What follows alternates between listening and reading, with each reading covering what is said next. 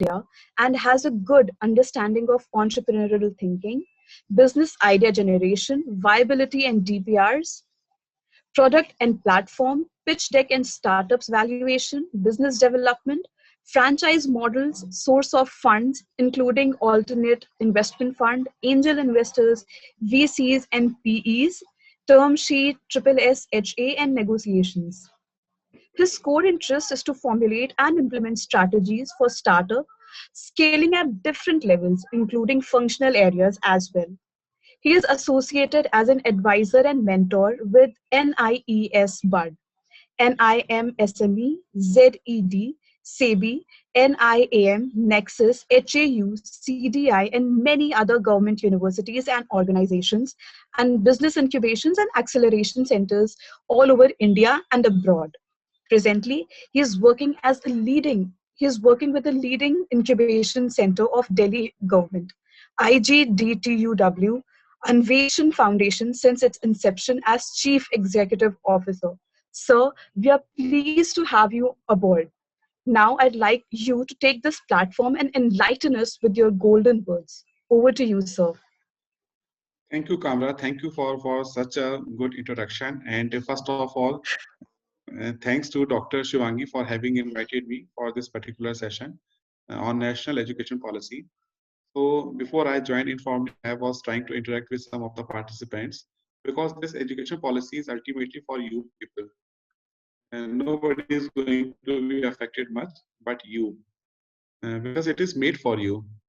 It is made for you to give you maximum advantage so that we can have maximum possible optimum energy, whatever is there in in you with you, to utilize for the advantage of the country, our country, India, our nation. So in this particular session, we will be talking about how national education policy is going to give you an edge to develop your innovativeness, your innovative steps, your innovative thinking, your creative thinking, and thereby ultimately how it is going to change your mindset towards entrepreneurship, and vice versa. When I say vice versa, if you are innovative, you are creative, you are having entrepreneurial culture within you in your nearby society, then how it is going to have impact in the education policy. Both the things are linked with each other. So now coming to the crux of this particular session. First of all, when we talk about entrepreneurship, I hope I have already taken one session of yours regarding this entrepreneurship, enterprise, and entrepreneur, where we have discussed about what is entrepreneurship. So before we go ahead, there are two terms which are associated in this particular session. Number one is innovation, and number two is entrepreneurship. So if I ask you again, what is entrepreneurship? So it is simply the same thing is this, that the way by which entrepreneur is going to run his enterprise, that is known as what entrepreneurship. Just like leader and leadership. If I ask you what is the difference between leader and leadership, what you will be saying? Leader is a person, and leadership is the art by which that particular person who is leader is going to use his leadership, is going to use his activities, going to use his characteristics, qualities. That is known as what? Leadership. In a similar way, one person, if that one person is entrepreneur, the way he is going to use his qualities and characteristics in the corporate world, in within his enterprise, the same thing is known as what? Entrepreneurship. So what is entrepreneurship?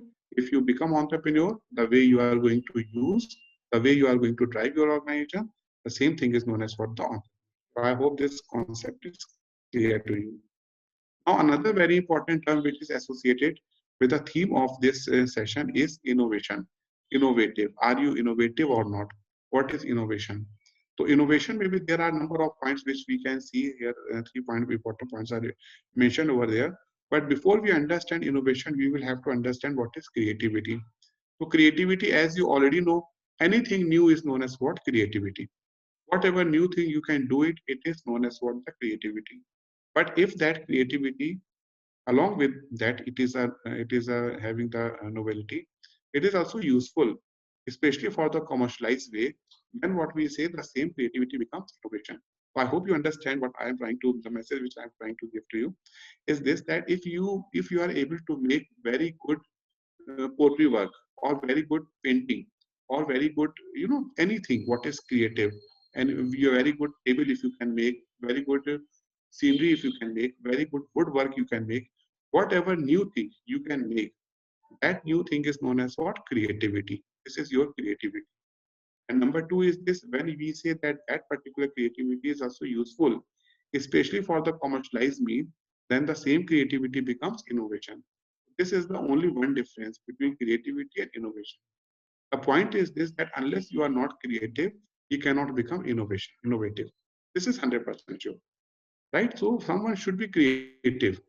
And what is the main reason of or whatever, what is the main crux of having such kind of session is this, that we should be able to develop the creativity and innovative passion from your childhood, from the age of 3 we can do it. So everything has been incorporated in a good way in this particular new national education policy, what we are saying, NEP 2020. Now, I hope you understand all these concepts, but then too, if it is not clear to you, you may again ask me. Anything it is, if it is not clear to you, what I have explained it to you, what is basically entrepreneurship and what is innovation. Now, important part is this, if I ask you, what is the difference between an entrepreneur or a business person? What would you say? I'm repeating my question. If I ask you, what is the major difference between an entrepreneur and a business person? What would you say? Definitely, innovation is one part which has to be there with entrepreneur, may not be required for any businessman or business person. Why? If I am having a shop, the same way I am selling my goods, I am not having any innovative product or innovative in process, then I may be called as what? Business person, but I am not entrepreneur. What the problem I may face? The same thing which you must have gone through with one of the novel, which was that who moved my cheese? Who moved my cheese means today you are making money, this is fine. But tomorrow, with the change in the environment, what may happen? It may happen that you will not be able to take full advantage of your business, means your business is now, it is not a lucrative one. So therefore, this is the main difference between entrepreneur and business person. What is the need? Need is that you should become entrepreneur. You should not become only a business person. Number two, new within the market segment and useful. That is what where we are talking about the commercialization. When you make anything which is innovative, whatever, if it is innovative, if it is not useful, or if you are not able to make money from this, if you are not able to go for the commercialization, again it is not of that much extent or that much useful for you also, for the business aspects also. Number two and number three is this, that approach should be within the limit. If you are having limited fund, if you are having limited energy, if you are having limited network, then whatever innovative ideas you are going to bring into the market, or you are going to make a product, that should be within that particular limit. It should not happen like this, that you are having a limited resources and you are trying to make something that which is innovative. I do understand, but maybe because of the lack of those resources, you will not be able to make it ultimately. These are the 3 points which I hope it is very important as far as Crux was concerned about this particular topic. Number two now. Number point is two is this, that when we talk about the innovation, innovation is linked with different purposes. So try to understand now this also. One is known as what? The product innovation. If you are having a product and you are going to add some extra features on those products, and those features are also required into the market, then what we will say, it is, we will say that it is a product innovation, or entirely new product if you are going to make or going to develop, then what would be saying, it is a product innovation. Number two is the design innovation. We all are good into this.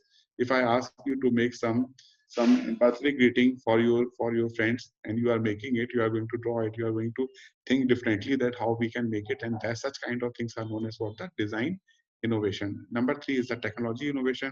If you are having one technology, and from that similar kind of technology you are going to make another kind of product, which is very generally we see in IoT, that is Internet of Things, or in AI, that we are having one technology and again we are using it for solving different problems of the society. Such kind of innovations are known as what? The technology is based innovation.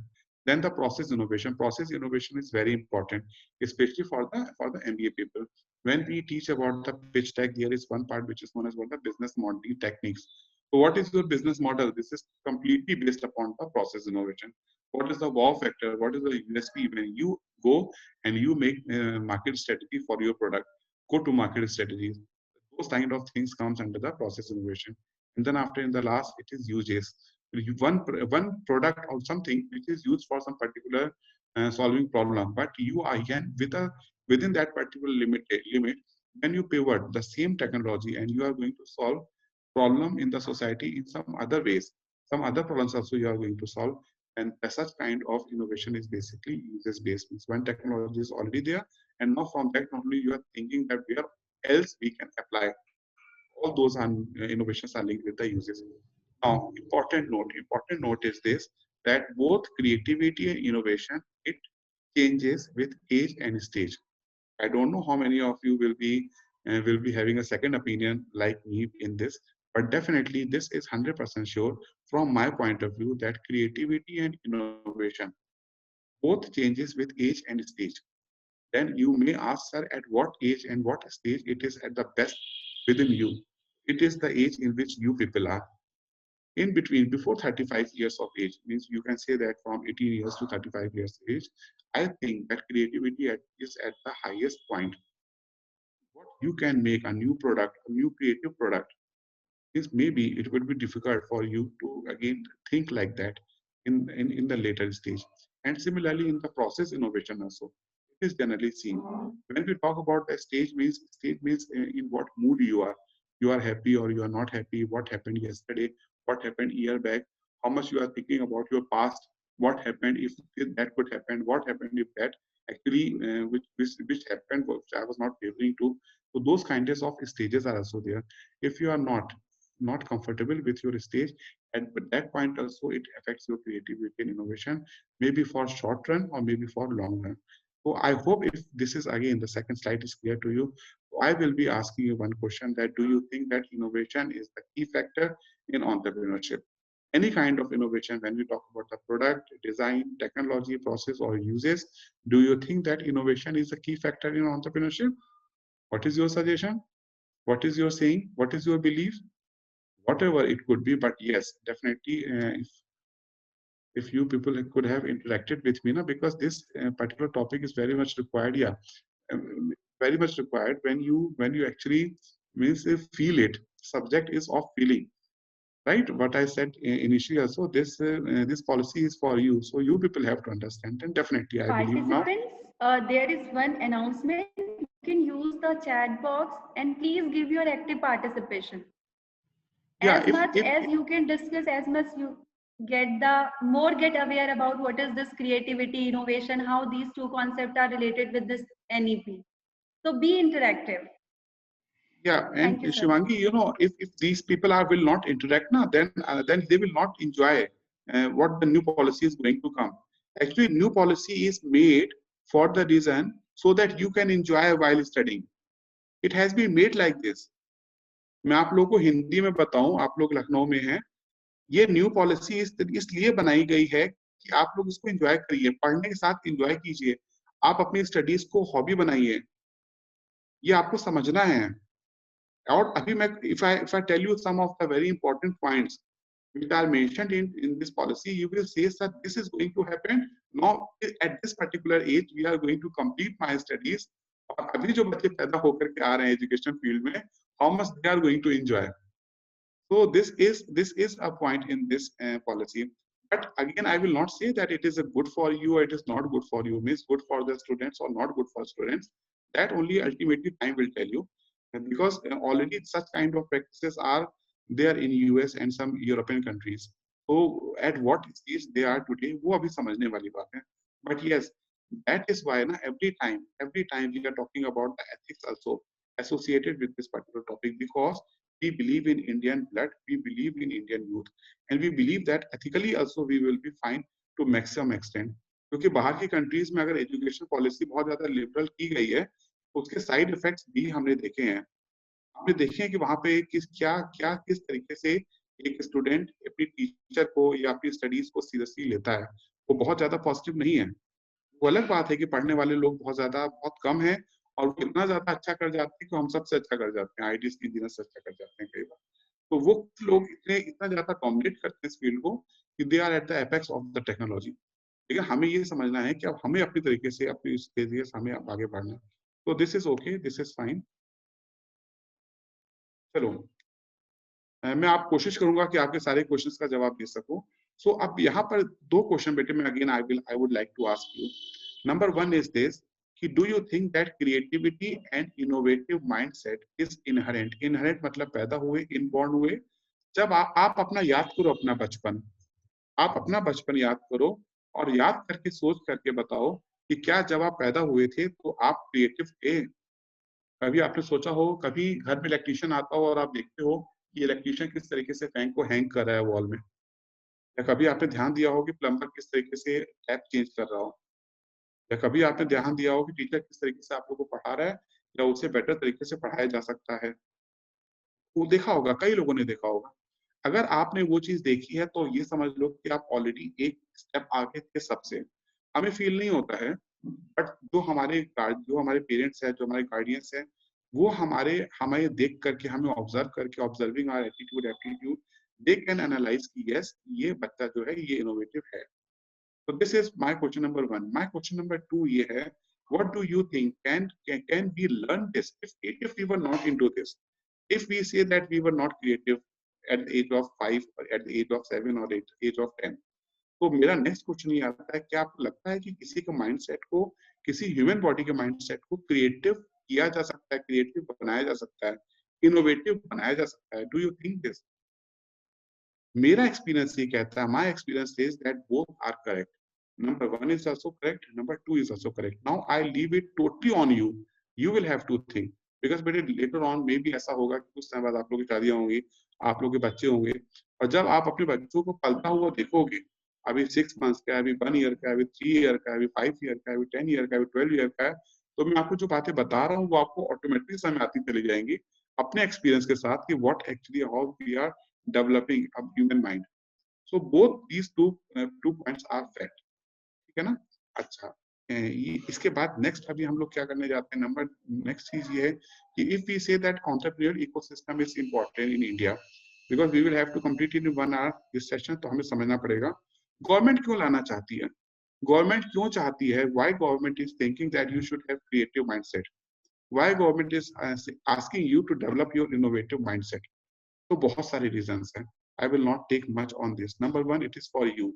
आप अपनी अच्छी life करो, आप खूब सारे पैसे कमाओ, और जो भी आप पैसे कमाओ उससे गवर्नमेंट को टैक्स दो। This one. Number two, for your family, आपकी फैमिली की स्टेटस भी आगे जाए, आप लोग अपनी हेल्थ को अच्छा करो, हेल्थ की अच्छी अच्छी पॉलिसीज लो, अच्छा खाना लो, न्यूट्रिशन अपना अच्छा करो, और आने वाली जनरेशन भी हेल्थी पैदा हो। नंबर थ्री, कमिंग जनरेशन, अगर आप बिजनेस करोगे, अपना काम आगे बढ़ा लोगे, तो ऐसा हो सकता है कि आपकी आने वाली जो जनरेशन है, they will not ask for jobs, they will not ask for their employment, तो वो आपकी कंपनी में लग जाएंगे, and your company will also generate employment for others society. Ultimately it will give benefit to the society. Country, India country का GDP आगे बढ़ेगा। हम लोग एक्सपेक्ट कर रहे हैं 2030 तक इंडिया का जीडीपी 3rd नंबर पे आ जाएगा पूरे वर्ल्ड में। We need your contribution also. And change in environment, many times there is a change in environment. This COVID is also a very good example of change in environment. Suddenly everything changed. Number of startups, they were not ready for such kind of pandemic. Those who were expecting higher returns, उनको loss हो गया। जो कई सारे ऐसे भी थे जिनको लग रहा था बिजनेस अच्छा नहीं चल रहा है, they got benefit in some other ways. So these all are the reasons. Because of these all the reasons, हमारी कंट्री इंडिया ये चाहती है कि आप लोग अपना बिजनेस करो, एक इकोसिस्टम डेवलप हो एंटरप्रेन्योरशिप का। नाउ बिसाइड्स दिस, अगर मैं टेक्निकली बातें करूं तो वो भी डिस्कस कर लेता हूँ। नंबर, उसमें भी दो बहुत इंपॉर्टेंट चीजें डिस्कस करने की। Number two, India, number one क्या, इंडिया की population is increasing with high pace, you all know, and very very soon we are going to touch 150 crore. इतनी हैवी पॉपुलेशन को हम किस तरह से खाना खिलाएंगे, we are not sure about it. हम लोग उनको कैसे अर्न करके देंगे, हमें नहीं पता। गवर्नमेंट की कंपनीज कितनी है, गवर्नमेंट जॉब्स कितनी है, और प्राइवेट जॉब्स भी, whether they are performing in a good way और not, it depends upon so many factors. So understanding all of this, मैं आपके पास जरूर बोलूंगा, government is also concerned. It is not like this that this is because of the BJP government. कोई भी government आएगी, अगर वो planning कर रही है, तो they will have to think about the future population. Number 2 is this कि आज की डेट में इंडिया की जो इनकम है वो फॉरेन कंट्रीज से बहुत ज्यादा हो रही है। रेमिटेंसेस के फॉर्म में, रेमिटेंसेस आपको पता होंगे, जब हम लोग पढ़ के बाहर चले आते हैं तो कुछ पैसा हम अपनी कंट्री में वापस भेजते हैं, जो पैसे कलेक्ट होते हैं उसको हम रेमिटेंसेस बोलते हैं। किसी भी कंट्री के जीडीपी में remittances many times play very important role. और उसके अलावा भी बहुत सारी चीजें हैं, तो इसको भी ध्यान में रखते हुए, we are keeping this also, we can foresee that the mood of global countries that is actually going to change. अभी हम लोग क्या देख रहे हैं कि कई सारी कंट्रीज ग्लोबलाइजेशन के फेवर में नहीं है। वो ये कहती है कि हम अपने कंट्री के लोगों को उठाएंगे, अपने कंट्री में लोकल प्रोडक्शन करेंगे और उसका कंजम्पशन भी लोकल कर लेंगे। अब आप पूछोगे सर ये कहाँ पर हो रहा है? देखो ये अभी नहीं हो रहा है, हो सकता है after 5 years 10 years you will be thinking what I can see from my point of view. हो सकता है आप 5 साल बाद down the line you will understand that sir उस समय सही कह रहे थे। अब यूएस नहीं चाहता कि इंडियंस बहुत ज्यादा वहां पे काम करने के लिए आए। यूएस ये भी नहीं चाहता है चाइनीज बहुत ज्यादा वहां पे काम करने आए। क्यों? क्योंकि वहां पे खुद की उनकी जो अनएम्प्लॉयमेंट की प्रॉब्लम है वो बहुत ज्यादा बढ़ गई है। उनके इलेक्शन में ये बहुत बड़ा टॉपिक होता है कि हम अपने अमेरिकन को किस तरीके से जॉब देंगे, उनको हम किस तरीके से खाना खिलाएंगे, राइट। और वैसे भी चाइना और यूएस के बीच में because of one China policy जो टेंशन चल रही है वो हम सब लोग जानते हैं। अभी ब्रिक्स कंट्रीज में ऐसा फील होता है कि अगर चाइना और रशिया एक एक तरीके से चलते हैं या वर्ल्ड का बहुत जल्दी जल्दी गोल्ड परचेज करने लग जाते हैं, तो दिस में हैपन कि कल को एक टेंशन पैदा हो जाए ब्रिक्स कंट्रीज में। The similar way में ग्रुप 20 में भी there is a problem. What kind of problem we are facing in group 20? Group 20 यानी कि यूरोपियन की जो मेन कंट्रीज हैं वो दो पार्ट से डिवाइड हो रही हैं। One is going to the US part, one is going to the Russian part. So I don't know we don't know what is going to happen. OIC countries के बारे में आपने सुना होगा, ऑर्गेनाइजेशन ऑफ इस्लामिक कंट्रीज के बारे में। में भी there are 2-3 types of moods which are developing. Asia Pacific में अलग तरीके की प्रॉब्लम चल रही है। इंडिया में भी हमें बोला जाता है आत्मनिर्भर भारत, हम लोग कहते हैं vocal for local. Why we are doing it? It is only because we are very much concern about local production and local consumption.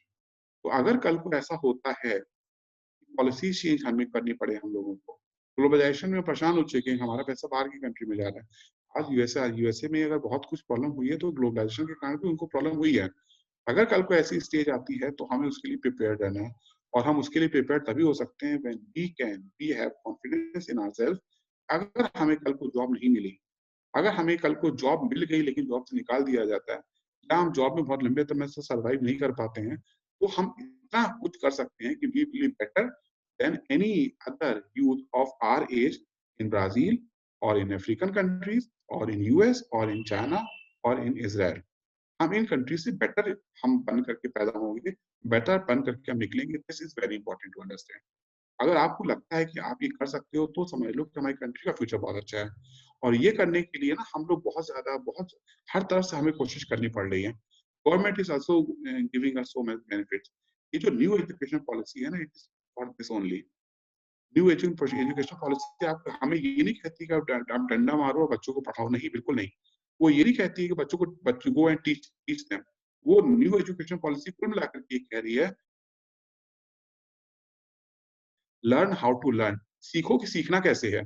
Teachers को 4-4 साल तक के प्रोग्राम के लिए भेजा जा रहा है कि आप लोग भी लर्न करके हुआ है, सीखो कि पढ़ाना कैसे है। तो these all the things are there in this particular policy.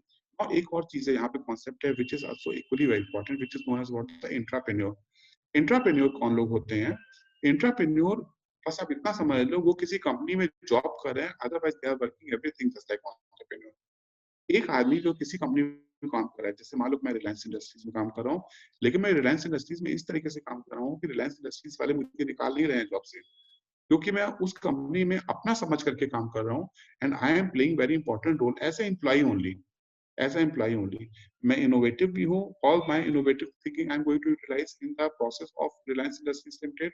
और whatever I am doing it just thinking that this is my own company.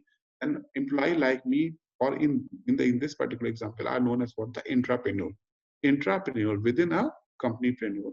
If it is a corporate, we also call them as a corporate entrepreneur. अब ये intrapreneur की जो mindset है, that is also very much linked with entrepreneur. तो new education policy is not only focusing only to the entrepreneur, but it is also focusing to the intrapreneur. अगर आप किसी अच्छी कंपनी में, बड़ी कंपनी में काम करते हैं, अगर आप किसी बड़ी कंपनी में काम करते हैं, तो आप उसमें भी किस तरीके से अपना कंट्रीब्यूशन दे सकते हैं कि अच्छे डिसीजंस लिए जाए, सही डिसीजंस लिए जाए. तो that is only possible when you are having intrapreneurial skills also within you. चलो हम लोग इसके बाद थोड़ा सा और आगे बढ़ते हैं. अब यहाँ पर एक अलग चीज उसमें आती है. इज इट के ऊपर मैंने एक्सटेंडेंट लगा दिया है. Is it inherent, are you able to maintain. Number one is this, that if you think that creativity innovation you are, it is inherent, और आपके अंदर है और आप उसको यूज कर सकते हैं. क्वेश्चन ये आता है कि are you able to maintain it.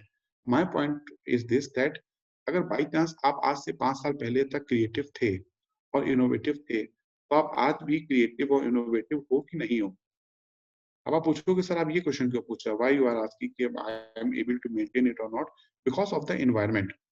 Because of the environment. हम लोग जिनके साथ काम कर रहे होते हैं, या ये बोलो जिनके अंडर में काम कर रहे होते हैं, many times that particular environment compel us to change. हमें चेंज करना पड़ जाता है. मैं किसी कंपनी को ज्वाइन कर करके उस कंपनी में किस तरीके से परफॉर्म करूंगा, it doesn't only depend upon me, it also depends upon the company. Company मुझे किस तरीके से ले रही है. मैंने वहां जाकर के अपनी इनोवेटिव स्किल्स दिखाने शुरू कर दिया, लेकिन हो सकता है कि कंपनी को वो चीज पसंद नहीं आए. तो कंपनी ने अपने प्रेशर में डाल करके, क्योंकि job was important for me, मेरी क्रिएटिव थिंकिंग को और मेरी इनोवेटिव थिंकिंग को मार डाला, खत्म कर डाला. I hope you are getting my point. तो ऐसा भी हो जाता है कि कई बार हम बहुत ही ज्यादा क्रिएटिव होते हैं, बहुत ज्यादा इनोवेटिव होते हैं, but because of such kind of difficult education policy ये बोलती है कि आपको याद करके लिखना है. अब आप क्या करोगे. हम लोग देख रहे हैं कि याद की हुई जो लैंग्वेज है उसमें ज्यादा मार्क्स मिल रहे हैं, आप क्या करोगे. हम लोग ये देख रहे हैं कि जिसने ज्यादा लिख दिया उसको ज्यादा अच्छे मार्क्स मिल रहे हैं, आप क्या करोगे. आप अपनी चीजों को एक्सप्लेन अच्छे से कर सकते हो, but you are not doing it. Why. Because you don't know what the वो यू डोंट नो, और you know better what the evaluator want. Evaluator चाहता है कि आप इस तरीके से लिखो, उस हिसाब से आप लिख रहे हो. क्यों. क्योंकि आपको ज्यादा मार्क्स चाहिए, राइट. तो उस कारण से, क्योंकि हमने अपना ओरिएंटेशन चेंज किया, कि ऐसा तो नहीं कि हम अपनी क्रिएटिविटी और अपनी इनोवेशन को खत्म कर रहे हो. नंबर टू चीज ये है कि if it is not inherent, अगर आपको लगता है कि हाँ ये चीज आपके अंदर क्रिएटिविटी और ये चीज आपके अंदर नहीं थी, तो फिर आप उसको प्रैक्टिस कैसे करेंगे. प्रैक्टिस करने के लिए क्या है कि अब आप, अगर मैं आपसे पूछूं कि कोई भी एक बच्चा हो, क्लास 10th में हो, 11th में हो, 12th में हो, ग्रेजुएशन में हो, या क्लास 5th में हो, आपको उसको क्रिएटिव बनाना है, तो आप क्या करोगे.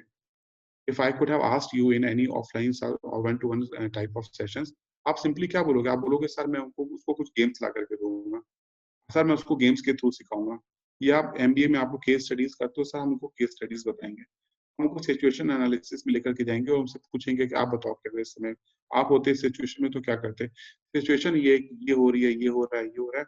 Now you need to think something different, by virtue of which you can come out from this particular problem. आप यही तो करोगे ना. What we are doing, we are trying to diverse our thinking in many directions, जिसको हम लोग brainstorming बोलते हैं. आप लोग ब्रेनस्टॉर्मिंग एक्सरसाइजेस आप करते होंगे, ब्रेन राइटिंग एक्सरसाइजेस आप करते होंगे. तो एक्चुअली में ये जो न्यू एजुकेशन पॉलिसी है, इसको इस तरीके से डिजाइन किया जा रहा है कि आप सोचो पहले कि आप क्या कर रहे हो. इनफैक्ट जो भी पढ़ लो उससे पहले भी सोचो कि आप क्यों पढ़ रहे हो, राइट. तो ये जो 2 पॉइंट्स है, these points are very important. अगर मैं अब आप लोग से पूछूंगा, मैं चाहूंगा आप लोग चैट बॉक्स में मुझे लिख करके इसका जवाब दो. ओल्ड एजुकेशन पॉलिसी तो आप लोगों ने बहुत देख लिया, ठीक है. पहले क्या होता था, पहले हम लोग क्लासेस करते थे, इसको हम लोग प्री नर्सरी, नर्सरी या केजी करते थे. यूपी में आप लोग क्या करते हो कि शायद ये नर्सरी, एलकेजी और यूकेजी. उसके बाद आप लोग क्लास फर्स्ट में आते हो, क्लास फर्स्ट से रिजल्ट आना शुरू हो जाता है. आप लोग क्लास 8 तक आते हो, क्लास 8 के बाद 9th और 10th में बोर्ड का एग्जामिनेशन होता है. 10th में आप लोग ने बोर्ड के एग्जामिनेशन को पास किया, उसके मार्क्स आते हैं, परसेंटेज बनते हैं, फर्स्ट सेकंड थर्ड डिवीजन बनती है. 11th 12th में भी आप जाते हो. 11th 12th में आपको सेलेक्ट करना होता है कि आपको पीसीएम लेना, मैथमेटिक्स लेनी है या बायोलॉजी लेनी है या कॉमर्स लेना है या अकाउंट्स लेना है. उसमें भी आप लोग बोर्ड के एग्जाम्स देते हो. आप लोग को एक मार्कशीट मिल जाती है. मार्कशीट में आपके 5 सब्जेक्ट्स होते हैं जिसमें आपके कितने कितने मार्क्स हैं, प्रैक्टिकल्स वगैरह हो जाते हैं, और आप लोगों को क्लास 12th की डिग्री दे करके, 12th की मार्कशीट दे करके मैं आपके हाथ में दे देता हूँ.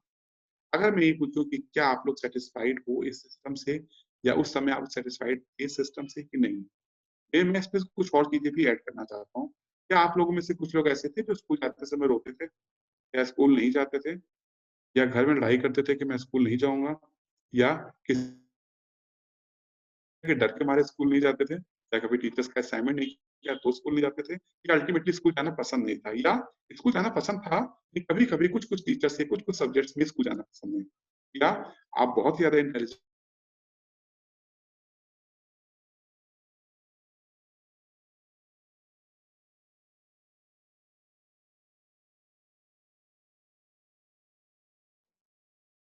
Sir, there might be some connectivity issue from your side. We are unable to hear you, sir.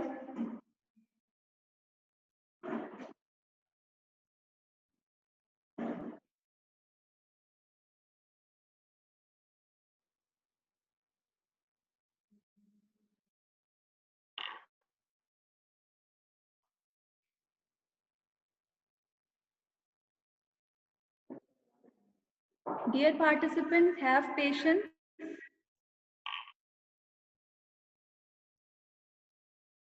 Sir is retrying to join the session again.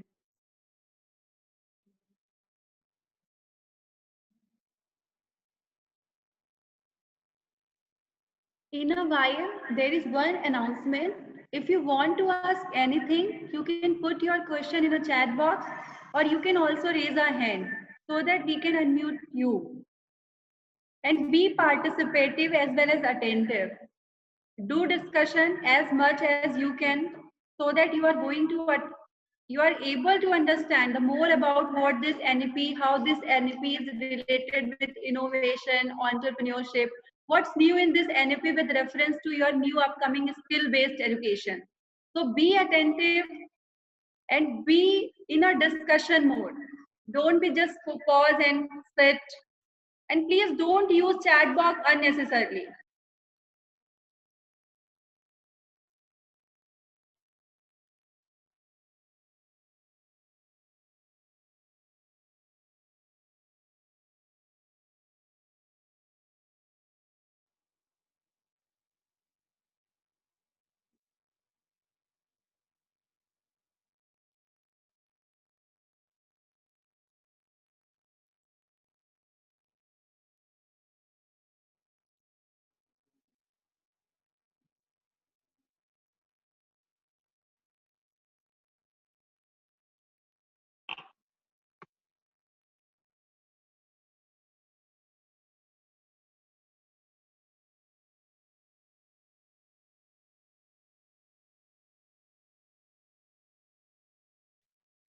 If any participant want to mention anything related to NEP or have any doubt, they can ask.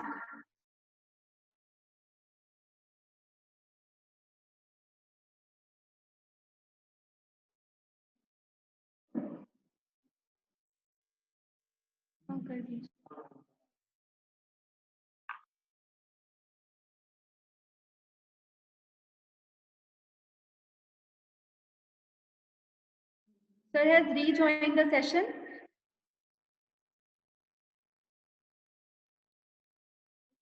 Sir को host बनाइए.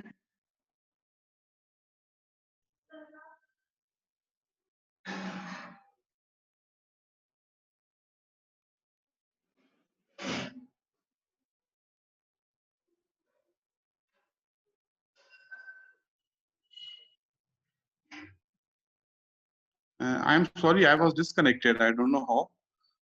No issue, sir. So I was just asking. So if you maybe did you enjoy your education policy while you were studying in class schools or up to class 12th or even in the higher education?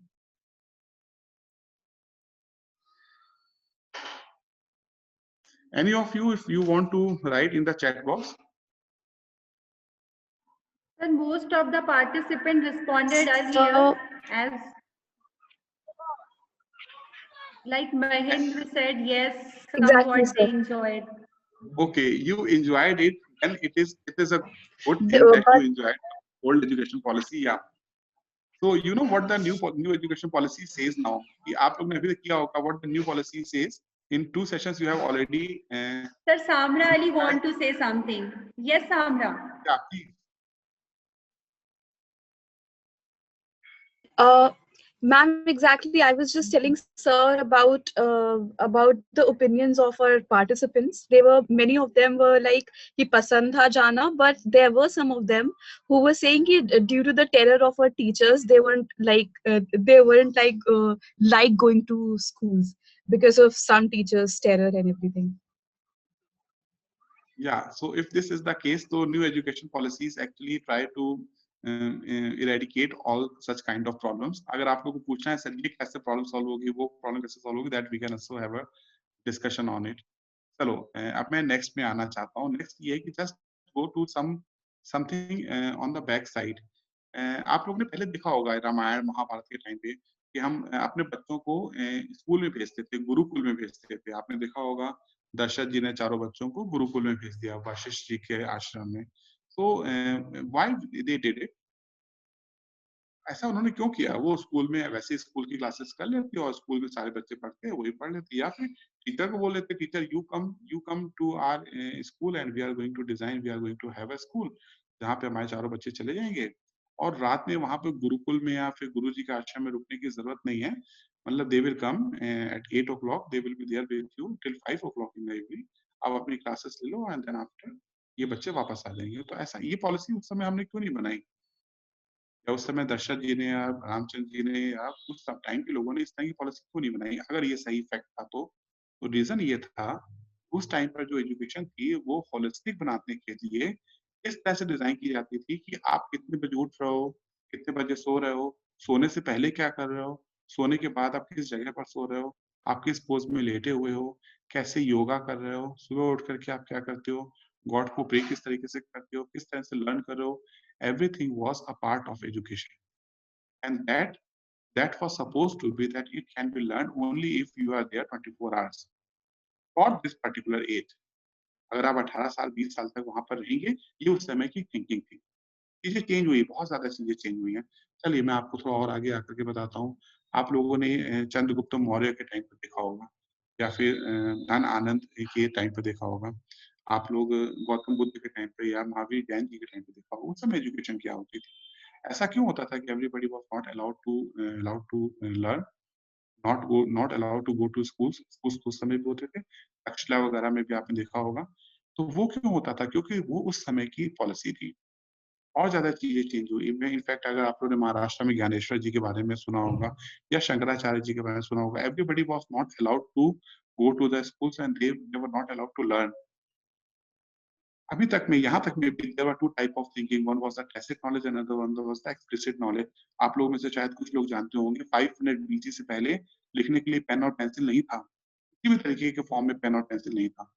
We were not able to write ka kha ga gha ABCD. No, we were able to speak it. We were not able to write it. We were able to make some picture of sun, moon, some statue. We were able to make, but we were not able to write ka kha ga gha ABCD. So why? Because at that time the knowledge was explicit. Sorry, the knowledge was tacit. Tacit. It was not explicit. तो आप पूछोगे sir उस समय में रामायण महाभारत वेद वगैरह उपनिषद वगैरह कैसे लिख दिए? तो एक्चुअली हमने लिखे ही नहीं. उस जमाने तक हमने उनको याद किया. 500 बीसी से पहले तक इंडिया में हमने उसको याद किया, इंडिया में ही. और world wide it was 1000 BC. हाँ, उसके बाद जब हमें पता चल गया कि दिस इज पेन से, तो हमने लिखना शुरू किया. उसके बाद हमने इसको लिखना शुरू किया. तो because of this environment also it has impacted a lot in our education policy. और फिर उसके बाद फिर इंडिया में इन्वेड शुरू हो गया. कई सारी कंट्रीज ने अटैक किया इंडिया में. यू नो अबाउट कहाँ से मोहम्मद गजनवी से स्टार्ट हुआ, उससे पहले अलेक्जेंडर में, मुगल्स का टाइम आया, फिर ये इंग्लिश पीपल ने भी लेकर किया. Because of all these kind of change in the environment there was a significant change always in our education policy. Always in the education policy. मैं बहुत ज्यादा डिटेल में बात करूंगा तो लंबी बात हो जाएगी. लेकिन हाँ, एक बार ऐसा पता नहीं चलता था कि हमारे फोर फादर्स वगैरह उर्दू में लिखा करते थे. क्यों उर्दू में लिखा करते थे? तो रीजन ये होता था कि वो जिस जगह जाते थे वहाँ उर्दू ही बहुत जरूरी लैंग्वेज थी. ऐसा नहीं है कि हम लोग मुस्लिम थे या हम लोग हिंदू नहीं थे, क्योंकि उस समय उसका डोमिनेंस था. जाना है और जाकर के पढ़ना है. पढ़ने की लैंग्वेज क्या है? पढ़ने की लैंग्वेज सिर्फ एक ही है और दूसरी लैंग्वेज पढ़ने की नहीं है. क्यों? क्योंकि स्कैरसिटी है अपने स्कूल्स की, कॉलेज की. It was because of impact. और इम्पैक्ट क्या था? बाहर की कंट्रीज ने इंडिया में इन्वेट किया है। लाइकवाइज, लेकिन अभी इंडिपेंडेंस की बात करते हैं। Ultimately we got independence in 1947 and 1950 में हमारी कंट्री को रिपब्लिक भी मिल गया, हमारा कॉन्स्टिट्यूशन। अब आप पूछोगे सर जब 1950 हमारा कॉन्स्टिट्यूशन बन गया था तो why it took 18 years to launch first education policy? उससे पहले एजुकेशन पॉलिसी हमारे पास थी कि नहीं? इफ यू आस्क मी तो मेरा जवाब नहीं है, हमारे पास एजुकेशन पॉलिसी नहीं थी। हमारे पास एजुकेशन पॉलिसी 1968 से पहले नहीं थी। हम पढ़ते थे, अपने तरीके से पढ़ते थे, अपनी तरीके से जो मन में आता कर लेते थे। कोई एजुकेशन पॉलिसी का ऐसा बहुत बड़ा रोल नहीं था, राइट? सब कुछ होता था, इंजीनियरिंग भी हो रही थी, सब कुछ हो रहा था, लेकिन बहुत बड़ा कोई एजुकेशन पॉलिसी का बहुत बड़ा कोई रोल नहीं था। 1968 में हमने सबसे पहले जो एजुकेशन पॉलिसी लेकर के आए, इसको हमने स्ट्रक्चर किया, बहुत ही अच्छे से हमने इसको स्ट्रक्चर किया। फिर जो हमारे सेकंड एजुकेशन पॉलिसीज आई वो 1986 में आई, उससे हमने थोड़ा बहुत चेंजेस भी कर दिए। अब 1934 में अभी तक जो पूरा हमारे सिमिलर चीज भी चल रहा था, before first education policy also, before second education policy also, और अभी जो हमारी थर्ड एजुकेशन पॉलिसी है उससे पहले भी, वो सब का जो बेस था, the base was approximately same चीज थी। हमें 10 तक लेके आना है, 10+2 करना है, 10+2 के बाद हमें ग्रेजुएशन करना है। 2020 में हमने इसको चेंज कर दिया।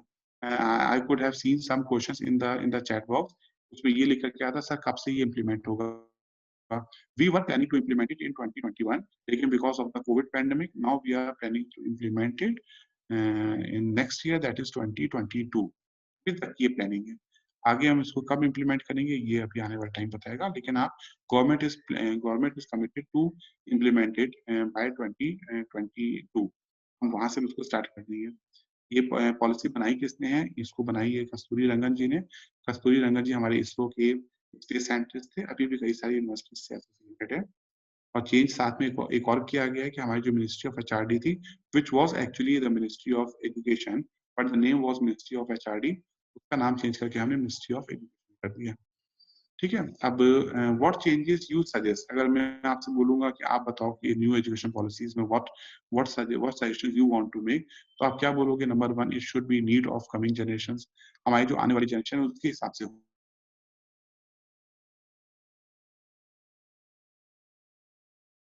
एजुकेशन पॉलिसी को डिजाइन करना चाहिए। Option of change of specialization, ये बहुत कॉमन प्रॉब्लम आती थी।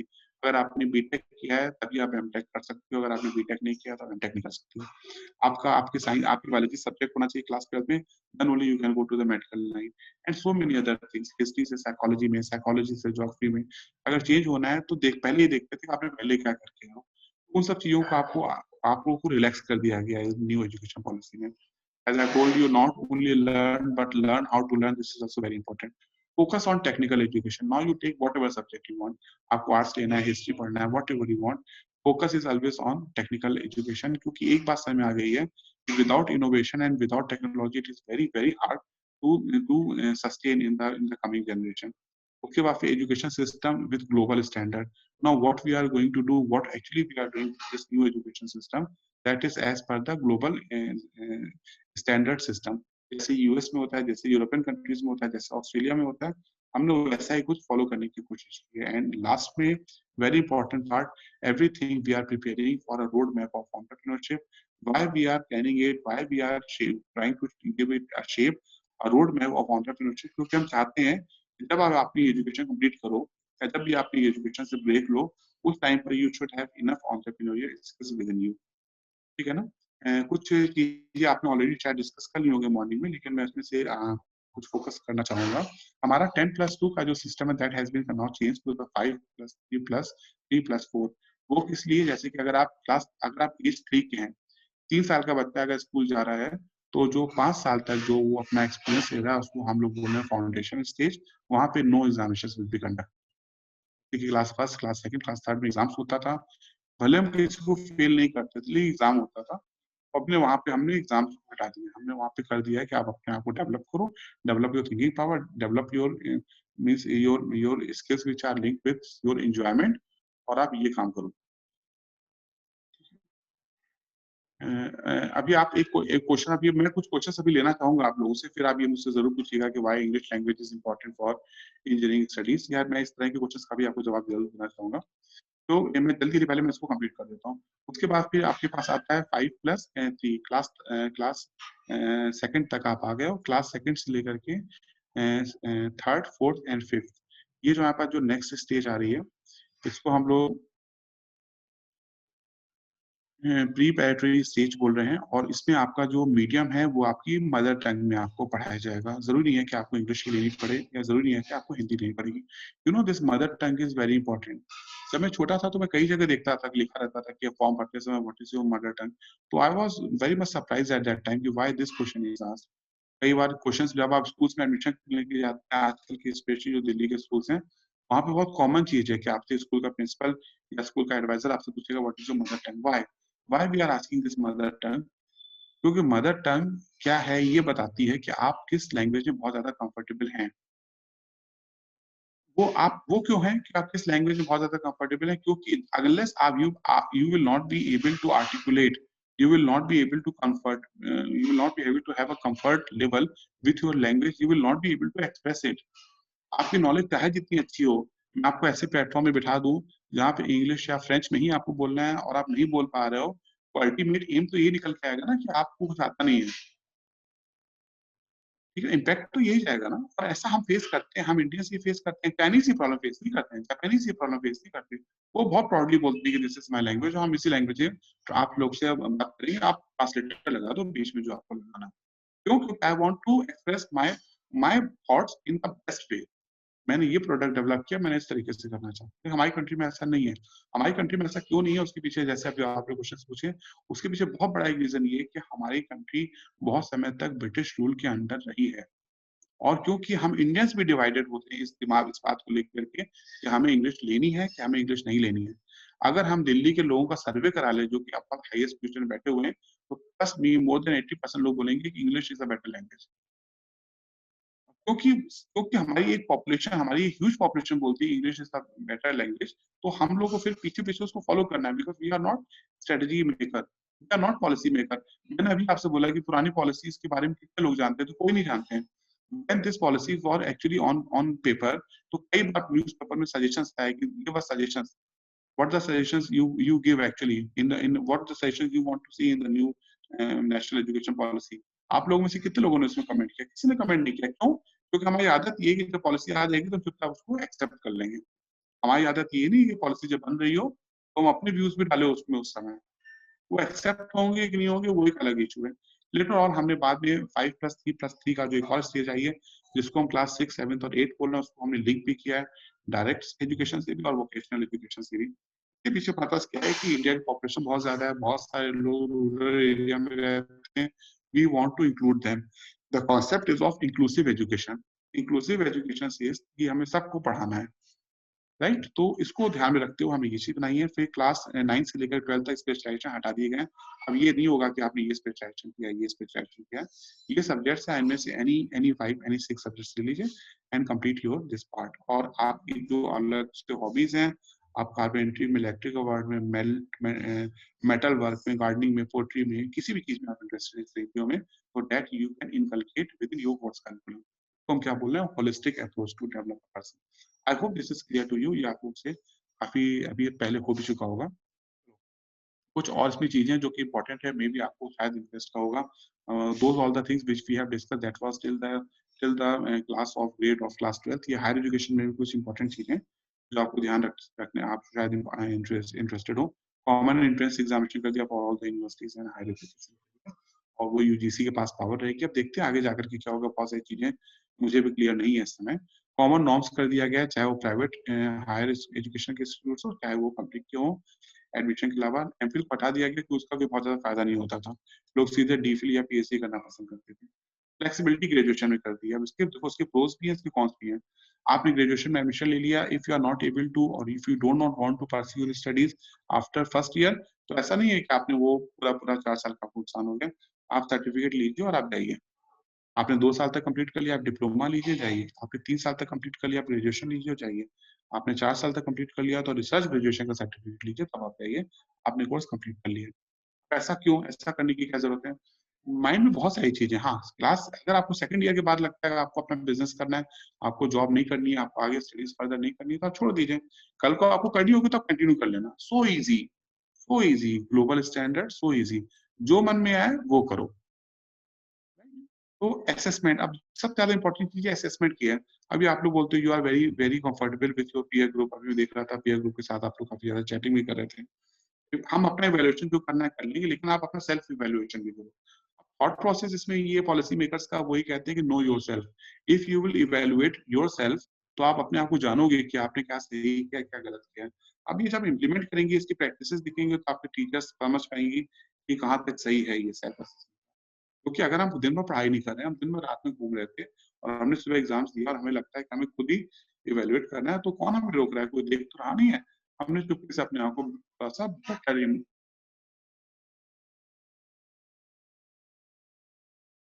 इवेल्युएट स्ट्रक्चर सही तरीके से इवेल्युएट करना है, लेकिन हमने बेटर कर लिया। नंबर 2, दोस्ती यारों तो यारियां तो बहुत सारी हो जाती है। जैसा मैं हूँ वैसा ही मेरा दोस्त है, तो मुझे उसकी जरूरत है, उसको मेरी जरूरत है। तो पीयर असेसमेंट है। पीयर असेसमेंट का क्या मतलब है कि आपकी जो बात के जो लोग होंगे, आपके जो फ्रेंड्स हैं, वो असेस करेंगे कि आपके इवेल्युएशन में आपको कितना मार्क्स दिए जाने चाहिए। थॉट प्रोसेस जो है पॉलिसी मेकर का वही कहता है कि इससे पीपल मैनेजमेंट बढ़ेगा। आप सीखेंगे कि लोगों से किस तरीके से डील करना है, उनके साथ आपको कैसी इमोशनल इंटेलिजेंस रखनी है। तो ये बहुत सारी चीजें और प्लस अदर तरीके के भी assessments.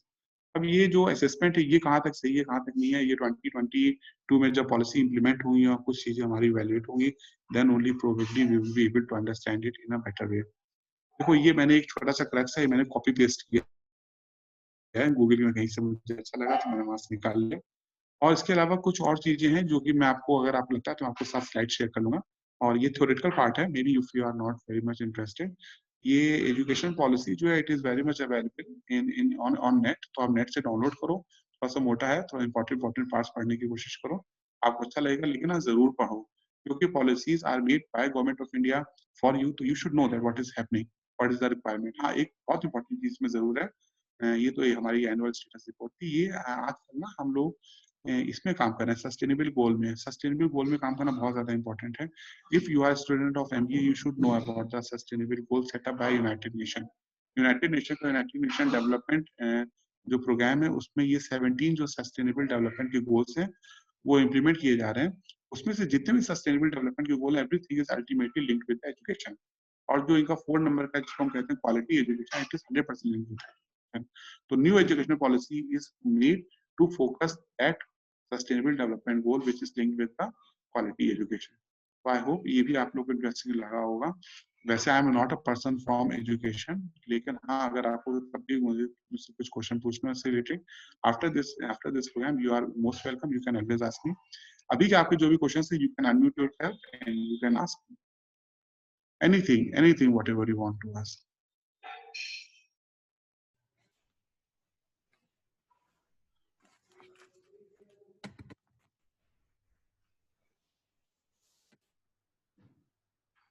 Now, few questions. If I can see one question, I saw that why engineering is taught in the language English. तो इसका जवाब मैं आपको देता हूँ.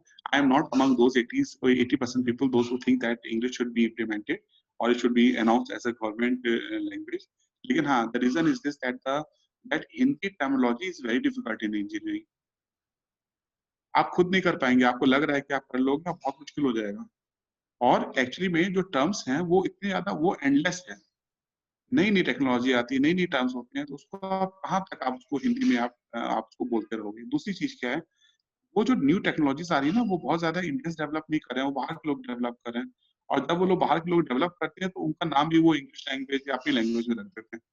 अब आप या तो उस प्रोडक्ट को डेवलप करो, हिंदी का कोई नाम दो कि now this technology is developed by me and I give, इसका नाम है इशू तहारा, कोई संस्कृत का वर्ड ले लीजिए।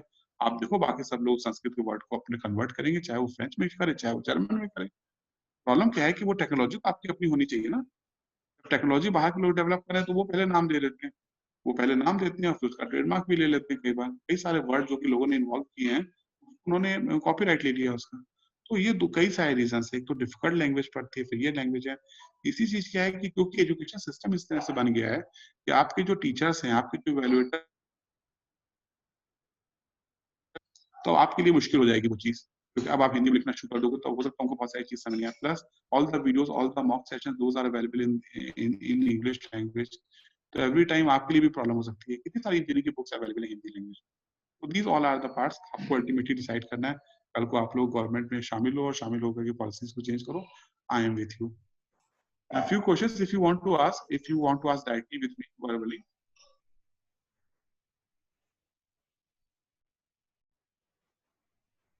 एक क्वेश्चन किसी ने पूछा है, आर्यन ने, in our time means in school days teachers used to say Hindi is mother language of India. It's totally false. Outside नहीं, वो तो false है। देखो, what I am saying is this, ऐसा कुछ नहीं है कि Hindi is the mother language for the complete country India. हम हिंदी से इसलिए प्यार करते हैं क्योंकि हमने बचपन से इस लैंग्वेज को सुना है। लैंग्वेज सारी बहुत अच्छी है। तो all the languages are good. आप साउथ में जाते हो, साउथ में 3 लैंग्वेजेस चलती है, एक मलयालम है, एक तेलुगु है और एक मलयालम है और कन्नड़ है, राइट। तो हाँ, जो कर्नाटका की, तमिलनाडु की और केरला की, तीनों लैंग्वेजेस में डिफरेंस है। लेकिन हाँ, वो उनकी उनकी मदर लैंग्वेजेस है, वो उसके साथ कंफर्टेबल है, वो हिंदी के साथ कंफर्टेबल नहीं है। ठीक है, ये उनकी मदर लैंग्वेज है। हाँ, Sir, Good afternoon, sir. Good This afternoon. is Dr. Manisha Shukla. I would या just doctor, to ask you one thing, that regarding innovation or regarding the new researchers, the the new education policy definitely has a lot in the offering. Like, is there any kind of a criteria in which the school children or the younger lot are also eligible to put up some kind of a research work, as normally in international scenarios, even the younger generation is a lot into research. Like the school going, organizations are also very research oriented. So what I have a curiosity as, like if they are some kind of innovators, if they have something in the offering, so is there any provision or is there any highlight or marking wherein the school going children are also motivated to put forward their innovations as research into the mainstream? देखिए ma'am, yeah, in new education policies many things are not clear, but Dr. Manisha, I'm glad to inform you it was also already there in the old education policy. In the old education policy, it was already there. मतलब we were mentoring to going to the schools, taking projects from them, exhibition में उनका participate कराते थे, everything we were doing. And number of the schools, especially government schools, they were also into skill development part. Right? So innovative, as far as your question goes for the innovation or innovativeness, actually for the innovative, when we say that we are innovative or not, it is 100% linked with commercialization or uses. If any of the school children, if they are able to make any innovative product, तो पूरा stage उनके पास वैसे ही open है जैसे आपके और मेरे लिए है। आप जाइए, आप, हाँ, I hope, I don't know, मेरे I have understood your question clearly और नॉट। जहाँ तक रिसर्च बेस्ड की बात है, अगर कोई स्कूल के स्टूडेंट्स भी कोई रिसर्च कर रहे हैं तो उनके पास भी वो सारे प्लेटफॉर्म अवेलेबल हैं which are available with us. हाँ, बस एक प्रॉब्लम ये है कि right now unless they have not attend 18 years of age, they can not in company, वो अपनी कंपनी फॉर्म नहीं कर सकते unless they are not at the age of 18। तो वो एक प्रॉब्लम जरूर है, वो अभी कंटिन्यूड है। वो भी हम हटाने को तो एक बार गवर्नमेंट सोच सकती है, लेकिन उसमें थोड़ा सा ड्रॉबैक्स ये आ जाते हैं कि ऐसा तो नहीं कि बच्चे को आगे करके कोई और लोग पीछे बैठे हुए हों, क्योंकि children they are not knowing how to run a company in giving employment to others. It could be harmful for the societies also, for the people, those who are going to hire, क्या product जा रहा है, वो कहाँ से certification लिया गया है, नहीं लिया गया। So yes, they cannot go and they cannot have their own. But yes, if you want to have your patent or if you are having a new technology, any innovative, you can always come to the platform. It is हमारी responsibility है. In my university, we are having 2 different societies. One is teach one, and another one is generation STEM. अब इसमें हम लोग क्या करते हैं, हमारा काम ही स्कूल में जाना। हम लोग स्कूल में जाते हैं, स्कूल में जाकर के बच्चों के इनोवेटिव प्रोडक्ट को सुनते हैं, उनकी बातें सुनते हैं, और फिर हमें अच्छा लगता है तो उनके नाम पर उनको जो भी आईपीआर की फैसिलिटी चाहिए, that is also we are providing. और मैं अकेला नहीं हूँ इसमें, बहुत सारे लोग इस काम को कर रहे हैं, कई सारे एनजीओज भी हैं जो इस काम को कर रही हैं। Very nice. Very nice. Another thing that is of curiosity to me and of uh, worry to me as well. You know, where incubators are concerned or where mentoring and guidance is concerned. You know, I personally feel that maybe institutes of repute uh, have a good idea about it, but on an average in the country, even in the academic scenario, not many are either aware of it or informed well about it. So this is something which, I mean, what would you have to say that exactly how should this process of incubators and mentoring of the young entrepreneurs can be taken up at a wartime footage so that most of the people who are thinking in this line and have this kind of a caliber can be rightly monitored and mentored. Doctor Manisha मैं आपके साथ अपना कुछ experience जरूर share करता हूँ regarding your question first point is this as far as awareness part goes कि people are not aware about the schemes government schemes और they are not aware about the incubation centres which are there means my incubation centre anyone तो इसमें fault जो है this is not only of young people उनका fault नहीं है it we as a parent also should inform our children our son our daughter see these are the schemes if you are not successful in getting a job so go and inquire from these incubation centers क्या requirement website में सब कुछ available है तो आपके question का जहाँ awareness का जहाँ तक पार्ट होता है ना एक्चुअली में only entrepreneur are not only responsible उनके पेरेंट्स बहुत ज्यादा रिस्पांसिबल हैं और इंडिया में अभी भी कल्चर गया नहीं है तो पेरेंट्स बोलते हैं जॉब करो this is 101% fact especially in the case of women entrepreneurs because we are dealing with women in our university we are a technical women university तो वहां पर तो मुझे बहुत सारी प्रॉब्लम होती है आपको पता है मुझे जब जब मैं किसी गर्ल स्टूडेंट के साथ बैठता हूँ मुझे साथ में उनको पेरेंट्स को भी ऑनलाइन बुलाना पड़ता है पहले मैं ये सुनता हूँ कि आप बताओ कि आपकी क्या expectation when you tell me your expectations like ultimately I will work with your daughter or with your son and after 2 months after 1 year you will say that now this situation has is developed and now things are different